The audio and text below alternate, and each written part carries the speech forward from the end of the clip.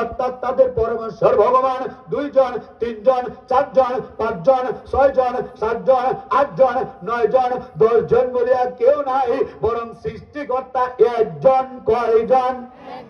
আরেকজন। তলে তলে তাল মিলাইয়া একজন সে বলো, আমার মালিক, তোমার মালিক, সবার মালিক। কয়জন কয়জন কয়জন? এখন দাদারে যখন মঞ্চ থেকে বলছি, দাদা আমার মালিক একজন কোরআনে বলা, তোমাদের 3টা মঞ্চ পড়েছি, 3টা মঞ্চের মধ্যে বলা তোমার মালিক একজন। এখন কি করবা? এখন তো আর মানা সারা ভোট নাই, মানা সারা ভোট নাই। বলি যেহেতু প্রথমটা মানছ যে তোমার মালিক আমার মালিক এক মালিক, হিন্দুরা মানতে বাধ্য, যেহেতু মঞ্চের মধ্যে এক মালিকের কথা বলা। তো প্রথম যেহেতু মিলে গেছে, দ্বিতীয় টপিক্সে আসি। বলে দ্বিতীয় টপিক্স কি? আমি বলি দাদা আমার মালিক যে একজন, আমরা যারা মুসলমান আওয়ামী লীগ, বিএনপি, জামাত, শিবির, জাতীয় পার্টি, কওমি, আলিয়া, যে পীরের মুরিদি হই, জমিয়ত, খেলাফত, ইসলামী আন্দোলন, যে যাই কিছু করি, কিন্তু আমরা সবাই এক মালিকে বিশ্বাস করি। কথা বলেন ঠিক কিনা? আমাদের মধ্যে যতই ভেদাভেদ, মারামারি, কারাগারি থাকুক, এক মালিক ভিন্ন, আমরা অন্য কোন মালিকের সামনে মাথা নত করি না। চিৎকার করে বলেন কথা ঠিক কিনা? সেই মালিকের নাম কে? জোরে জোরে জোরে জোরে, সেই মালিকের নাম হলো। আমি বলি দাদা আমার এক মালিকের নাম আল্লাহ, আপনিও তো বলেছেন আপনার এক ভগবান, একজন মালিক, তাহলে আপনি বলেন তো একজন মালিকের নাম। দাদা টেনশনে পড়ে গেছে। কেন টেনশনে পড়ছে? কারণ একজনের নাম বলার সুযোগ হিন্দুদের নাই।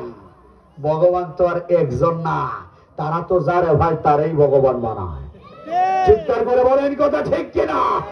আমি বলি দাদা আপনার মন্দিরের ভিতরে এটা অমুক, এটা অমুক, এটা অমুক, এটা অমুক, এটা অমুক, যত মূর্তি আছে সব মূর্তির নাম বলা শুরু করছি। বলি দাদা এখানে তো অনেকগুলা ভগবান, আসল ভগবান কোনটা?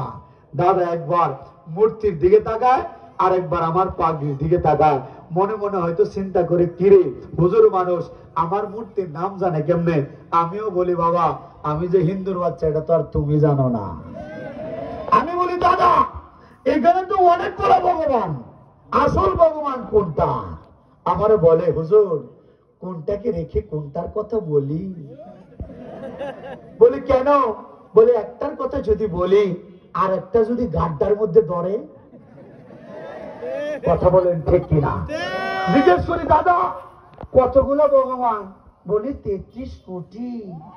কত কোটি? বলে 33 কোটি। আমি বলি হায় হায় 33 কোটি আপনার ভগবান, তো 33 কোটি ভগবানের পূজা করলে কি হবে? বলে হায় রাম 33 কোটি ভগবানের পূজা করলে আমি স্বর্গে যাব। বলি স্বর্গে যাবেন? তো 33 কোটি ভগবানের পূজা কি করতে পারছেন? কই না এটা তো সম্ভব না। বলি কতগুলোর পূজা করছেন? আনুমানিক সর্বোচ্চ 100। সর্বোচ্চ? আমি সুযোগটা পাইছি দাদার আটকানি লেগা।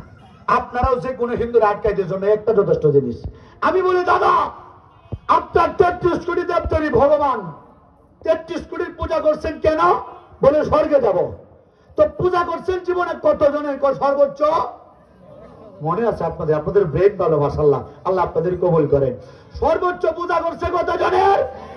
আমি ধরলাম 100 দেবতা আপনাকে স্বর্গে দিল, আমি ধরলাম। দেবতা কতগুলা? 33 কোটি থেকে 100 দেবতা স্বর্গে দিল, যাদের পূজা জিতেন্দ্র করছে, যাদের পূজা একটা হিন্দু করছে, তো বাকি রইল কত? ঠিক নাই, অনেক। অঙ্কটা একটু মিলাই। আমি হালকা পড়াশোনা করছি, ময়মনসিংহ আনন্দ মোহন থেকে সায়েন্স থেকে মাস্টার্স করছি, একটু পড়াশোনা হালকা করছি আর কি, একটু ভুল হইলে একটু দেখেন। 33 কোটি থেকে যদি 100 চলে যায় বাকি থাকে কত? 32 কোটি 99 লক্ষ 99,900। কেমন অঙ্ক? ঠিক আছে তো? রাইট আছে তো? আচ্ছা এখন আপনারা বলেন একটা হিন্দু সারা জীবনে নেত্রকোনার হিন্দুরাও সর্বোচ্চ 100 দেবতার পূজা করতে পারে। আমার জানার মধ্যে 10-12 ডাকতে ডাকতে জীবন দুটি কুল্লা শেষ, এটা তো তোর আমি জানি। এরপরে ধরলাম 100 দেবতার পূজা করলো, 100 দেবতা স্বর্গে দিল, আর বাকি 32 কোটির উপরে বাকি 100 দেবতা যদি স্বর্গে দেয়, বাকি 32 কোটি বলবো জিতেন্দ্র কই যাস? আমাদের পূজা কেন করলি না? আয় আয় আয় নরকে আয়।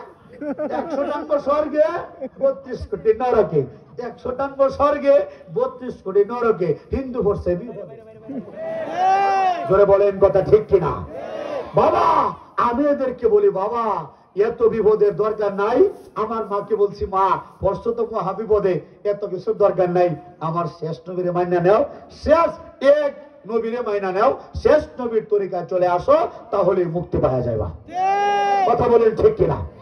এই কথা বলার পরে মনে করছিলাম দাদা মনে হয় ঠিক হইব। আমার মা বলে, দাদারা বলে কি জানেন, বলে এই হুজুর যদি একজনই মানতে হয় তাহলে আর তোমাদের নবীরে কেন মানবো? আমাদের শেষ যে দেবতারা আছে, শেষ দেবতা মুক্তির দেবতা, সেই দেবতার কথা মানবো। বলি বাপরে বাপ, আমাদের শেষ নবীরে মানো না? বলে না মানি না। বলে আমরা মানি শেষ দেবতা। বলি শেষ দেবতা লোকটা কে? বলে কলকি। নামটা একটু মুখস্থ করতে হবে। আপনারা তো জানেন আমার ইসকন সহ খ্রিস্টান মিশনারি সহ মেরে ফেলার খুব চেষ্টা করতেছে, কিন্তু আমার কাছে আপনাদের কাছে অনুরোধ আমার পক্ষ থেকে, আমি যদি আমাকে মেরেও ফেলে, শহীদ করে ফেলে, এরপরও যে দাওয়াতের কাজটুকু আমি শুরু করেছি এটা উলামায়ে কেরামের পরামর্শ নিয়ে আপনারাও করবেন ইনশাআল্লাহ।